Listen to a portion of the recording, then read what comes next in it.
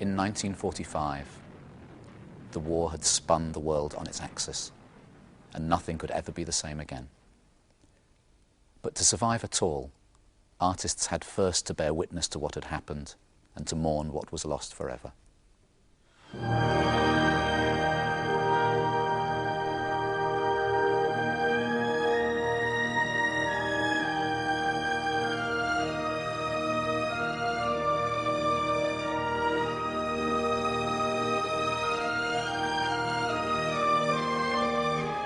Richard Strauss, no longer the firebrand of Elektra, was an old man devastated by the destruction of his beloved cities and of a culture he had presumed immortal.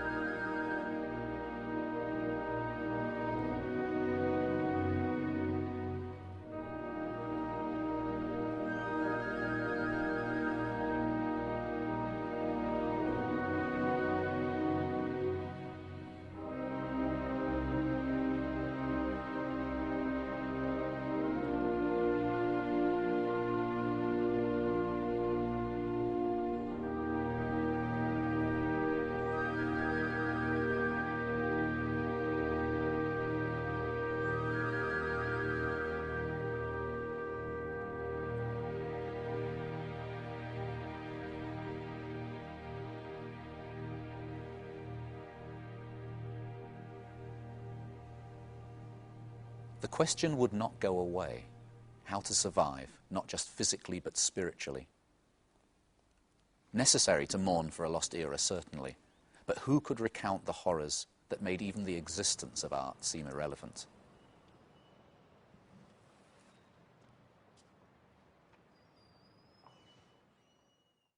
Far away, safely exiled in Los Angeles, but in broken health, Arnold Schoenberg put together his own text from the words of witnesses and survivors, and came through with a devastating metaphor.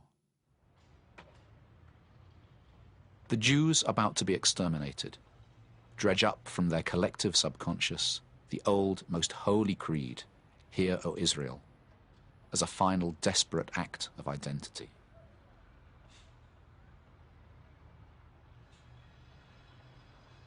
If Strauss was looking back 60 years nostalgically, Schoenberg was looking back hundreds, even thousands of years, and fusing the fundamental tenets of an ancient religious faith with his own ever-forward-looking language.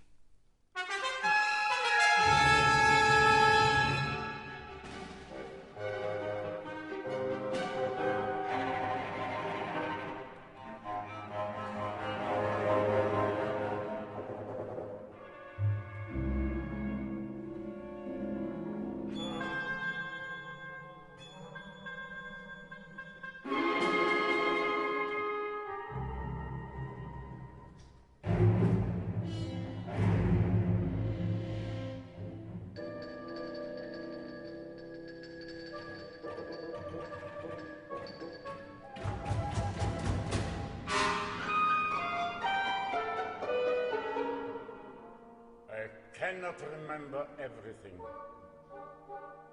I must have been unconscious most of the time. I remember only the grandiose moment when they all started to sing as if pre-arranged.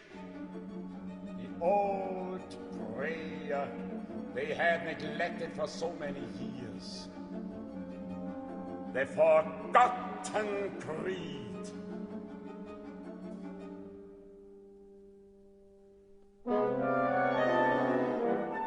But I have no recollection how I got underground to live in the sewers of Warsaw for so long a time.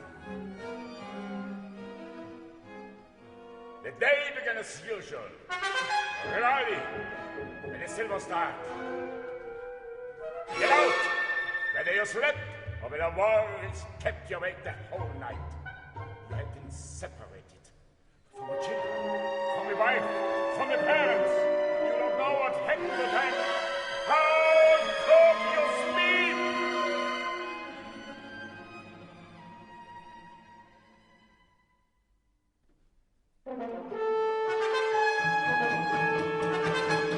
Trumpets again. Get out. The sergeant will be furious. They came out. Some very slowly. The old ones, the sick ones. Some with nervous agility. The fearless sergeant.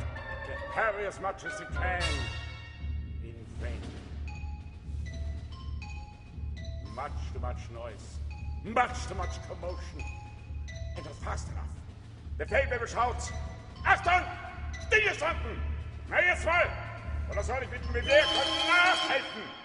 Na gut, wenn es so was haben wollt! The sergeant and his subordinates hit everyone, young or old, strong or sick, guilty or innocent. It was painful to hear them groaning and moaning.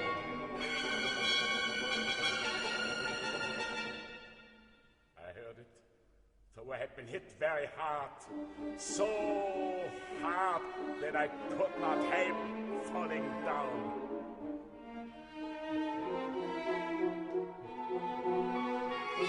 The all on the ground who cut themselves up were then beaten over the head.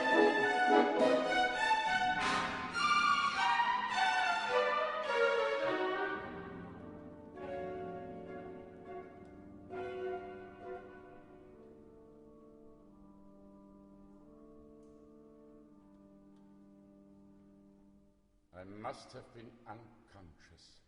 The next thing I heard was a soldier saying, "They are all dead."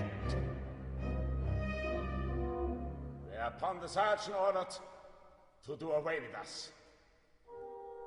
There I lay aside, half conscious. It had become very still. Fear and pain.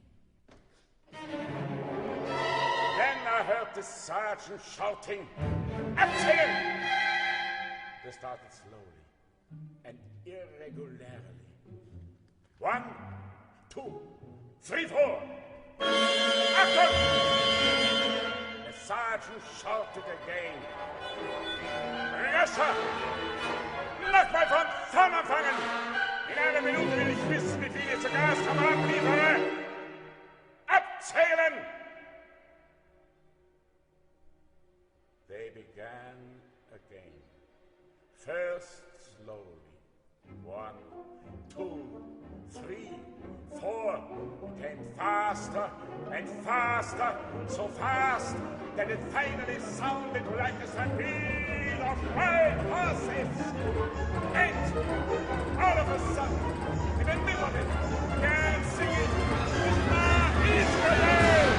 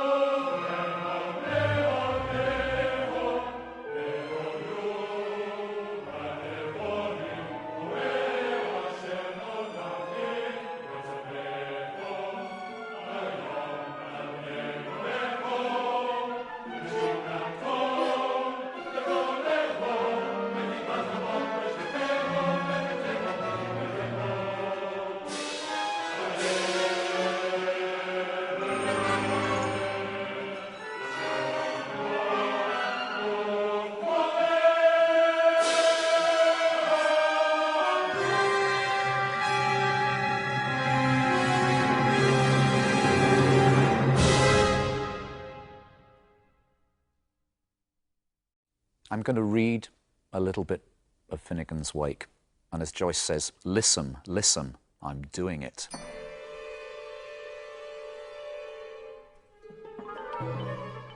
It was of a night late, lang time agone, in an old Stein eld, when Adam was delving and his madamine spinning water silts, when Mulk, mounty knotty man, was every bully, and the first leal ribber robber that ever had her ain way everybody to his love-saking eyes, and every billy lived a love with every biddy else.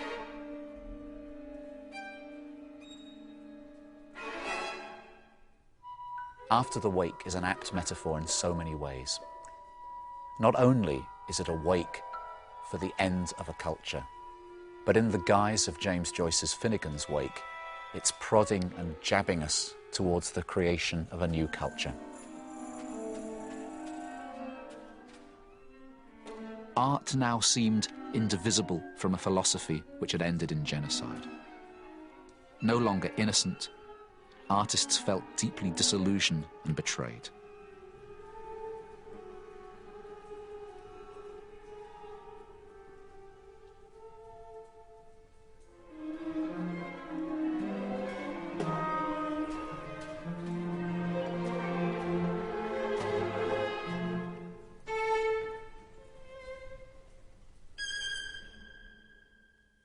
To invent a new language suddenly seemed as important as breathing. Even the constituent parts, words, phrases, shapes, all had to be reconsidered. In biblical terms, they'd been weighed in the balance and found wanting. For James Joyce, language itself was no more than a clean slate. Even if the words were the same, they could be gold-mined for puns, double, triple, quadruple meanings. If that was not enough, why invent new words? Anything was possible.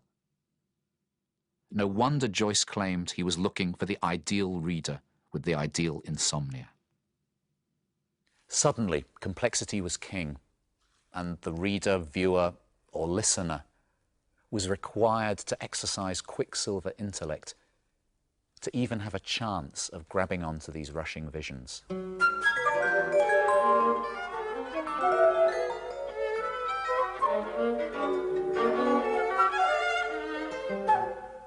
The new music had its nucleus in Olivier Messiaen's Paris Conservatoire composition class. It was Messiaen who first propounded the idea that to create a new language, not only could the notes be organized in tone rows, as Schoenberg had done, but the duration and the rhythm and even the type of attack could also have their own rows. This quickly became the creed of the new young revolutionaries, of whom Boulez and Stockhausen were the leaders. Now, not just the notes, but all the elements of music could be predetermined. Rather like trying to create new natural laws of sound in the way that nuclear physics had already reinvented the universe. What's hard for us, even now, is that we have to relearn how to listen. And it's an irony that mathematical order in music often comes back to the ear sounding somehow disordered or incoherent.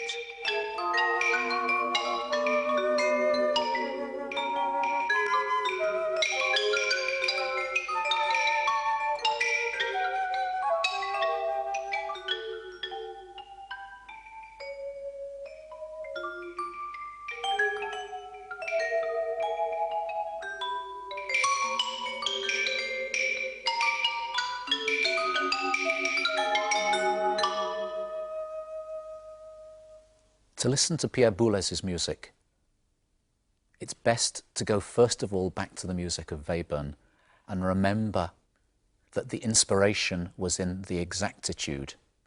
A lot of this is miniature music, but not miniature in emotion. It's actually very powerful. Each note means something. Each note is there for a reason.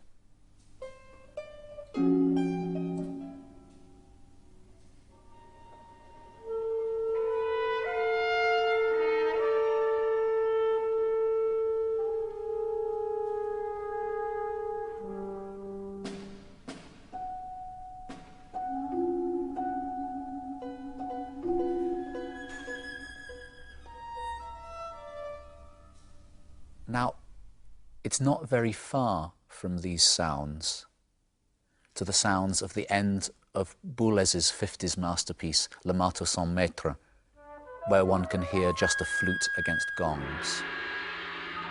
The line is the same, just more has been done to it.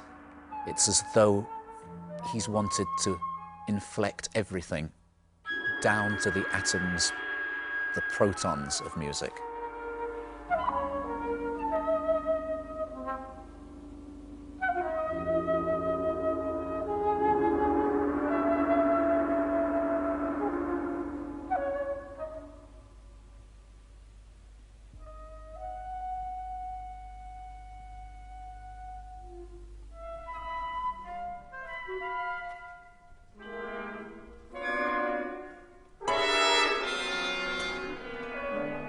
After hearing Boulez's subtly inflected chamber music, it's quite an experience to turn to the gargantuan icon of the 1950s avant-garde, Stockhausen's Gruppen.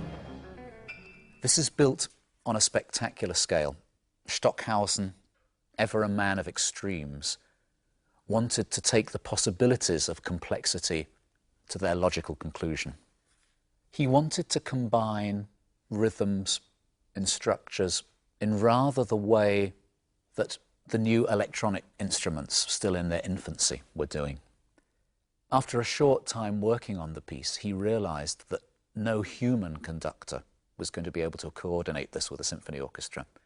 And so he hit upon the idea of dividing the orchestra up into 3 groups of about 40 players each with their own conductor, and placing them at a distance from each other.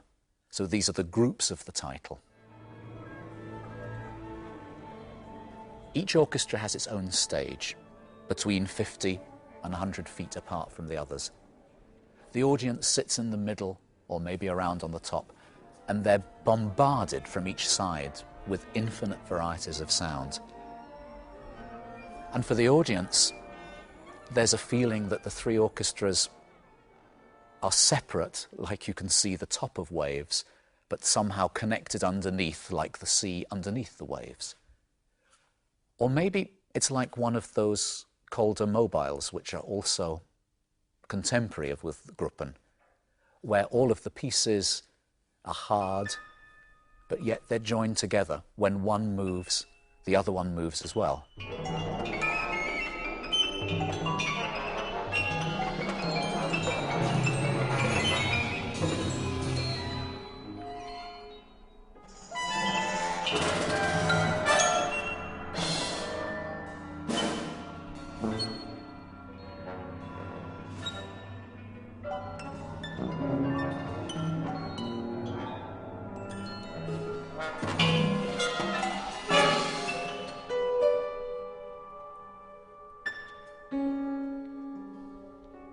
I think you're too far. Yeah, just frankly too far. Conductors aren't always used to following each other. We're not a terribly democratic profession at the best of times. Oh, and I was a semiquaver too late. Right, just do me 68 once. In this piece, we're dependent on each other, rather like a catcher and a trapeze artist are dependent on each other. Yes, but I interrupt here. Simon, you must beat this bar. I must? Yes, and you must cue me. Right, okay. I absolutely, otherwise I won't start. Yeah, okay, I'll cue... Sure, I'll cue you. Yes, that's right, QJC. Yeah. SR to JC. It's kind of like something out of Star Trek. I can't pretend to understand, quote unquote, all of Gruppen. I just like the way it sounds. I love the bizarre grandiosity of the whole concept. This incredible idea of circus theatre. 1, 2, 3, 4, 5. 1, 2. Like Finnegan's Wake, 1, 2, 3, 4, 5. it's a playtime for the imagination. Yeah. Let's do it again. 1, 2, 3. Yeah, that works. Which part are you doing? That's 58 and 59. Sorry. Yeah, So it's 1, 2, 3. 1, 2, 3, 4, 5. 1, 2, 3, 4, 5. Yeah. Thank God there's not an orchestra. Not yet. Not yet. Yeah, Not yet, but there will be.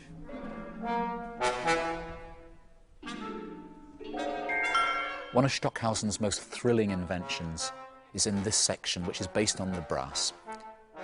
It starts here with the fluttering sounds that Stravinsky so admired in this piece.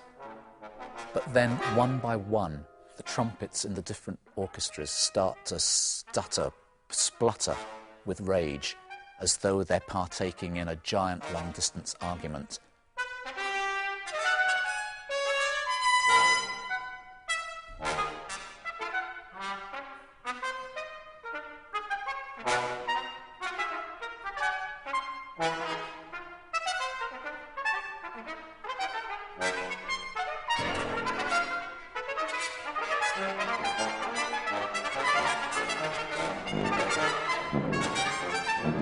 And it builds up with increasing anger until all the brass sections in the different orchestras reach the same chord. And this is flung around from side to side of the stage.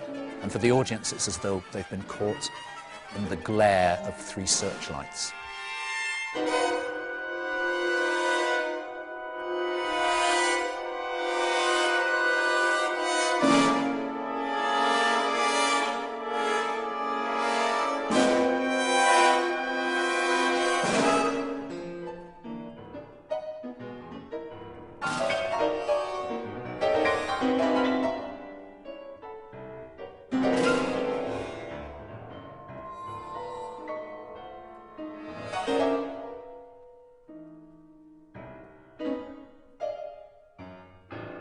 In the 40 years since Gruppen, Stockhausen has remained a towering figure of the avant-garde.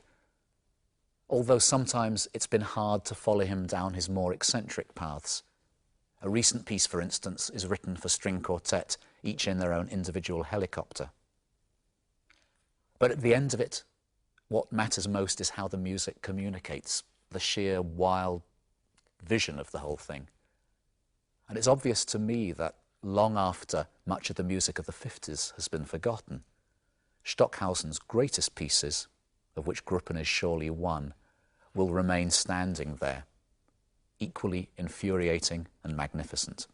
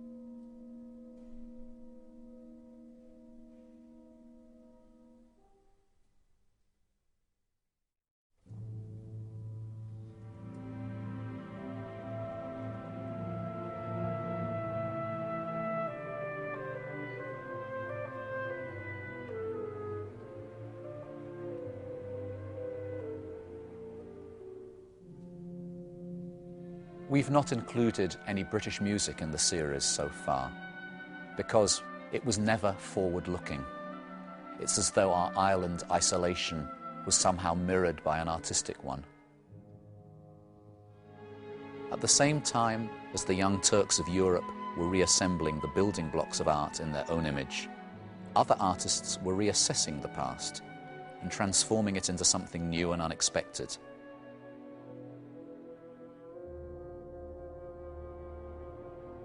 In a series like this, it's only possible to give little glimpses of these processes, so I decided to use just two great composers, so very different, but with surprising subliminal links, Stravinsky and Britten.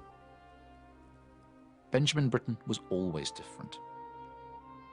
An outsider in many different ways, he was constantly looking outwards beyond the parochial confines of the British musical scene of the time.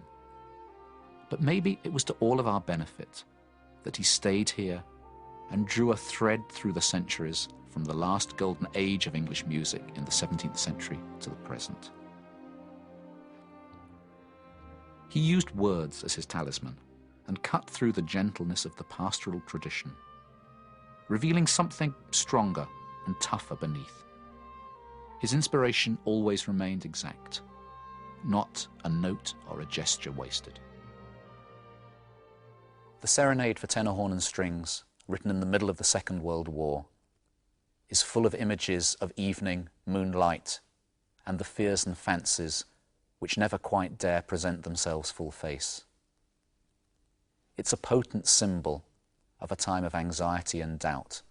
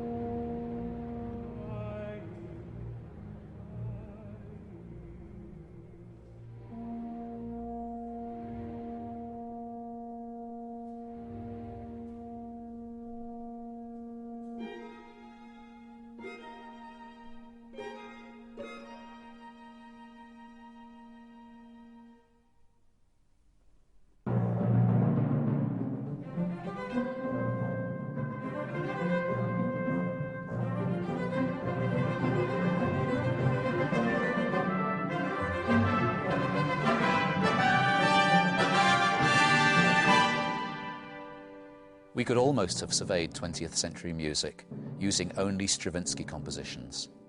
Like Picasso, he either invented, or like a magpie, borrowed most of the important innovations of the time. But, like Schoenberg, the 40s found Stravinsky in exile in Los Angeles, and even he was not immune to the need to reinvent himself.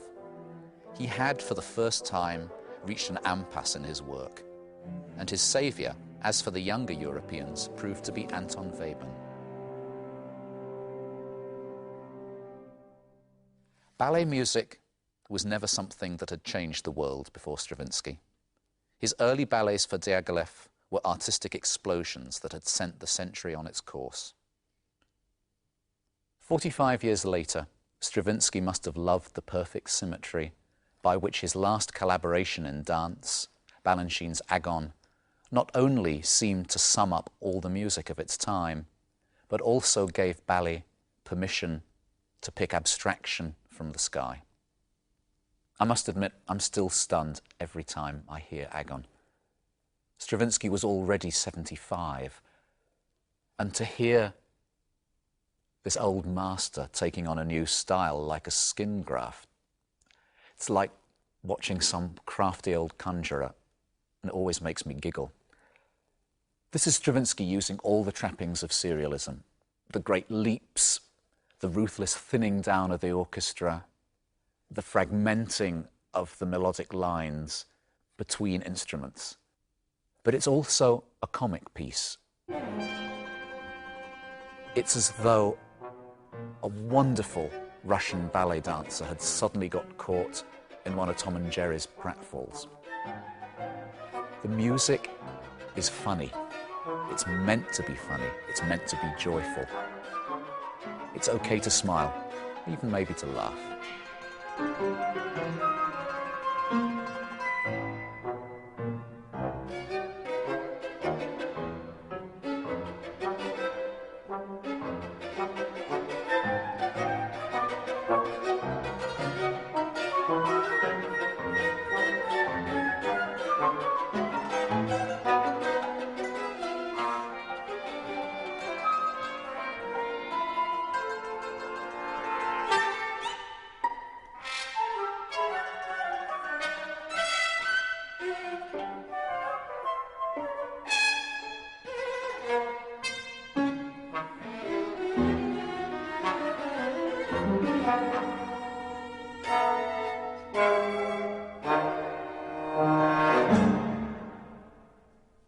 Balanchine, I think, was spot on when he said that Agon's a machine, but it's a machine that thinks.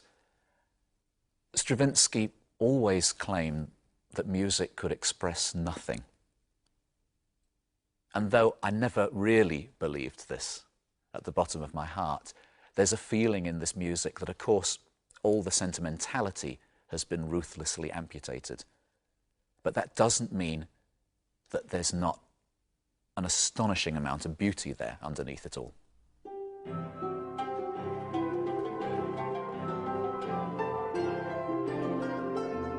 Now, this Galliard sounds to me like two old 78 records of Renaissance dance, but played simultaneously.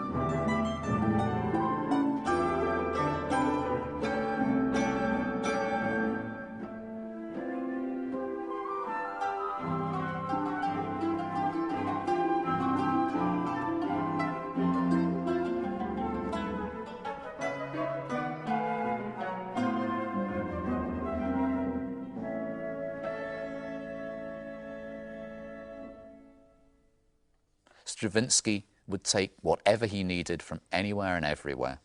Everything he touched turned into unmistakable Stravinsky. Just to take one little tiny inspiration of orchestration, under the flute theme, the double basses are playing harmonics, which are at the same pitch as the flutes, but they're naturally out of tune. And it gives the whole thing a kind of wheezy quality.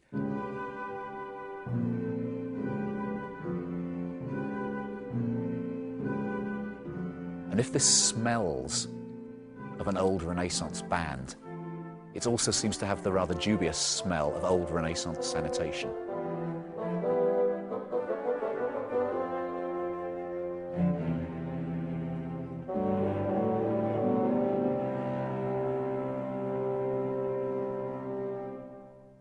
No one else could have imagined these sounds. They seem to come from a far-off era and always make me think of a miniature procession you could hold in your hand. It's like a modern dream of a very far-off time. And the effect of the whole ballet is actually like a pocket-sized history of music.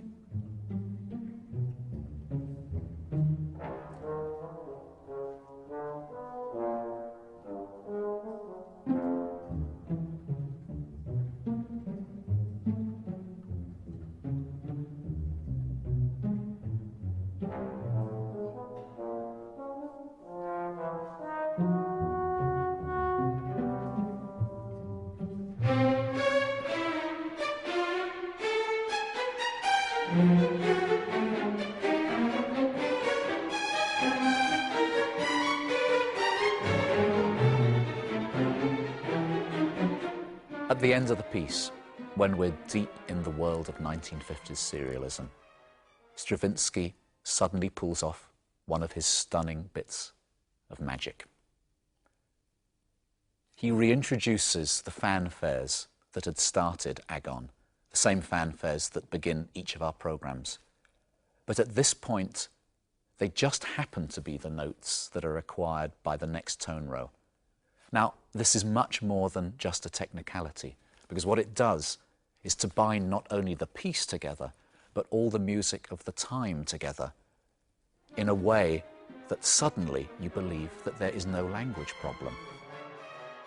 Stravinsky, ever the magician, has shown us a way that all these musics can coexist, and that he tells us for a moment that, as we'd always hoped, music is inclusive and it has a way of returning to a center.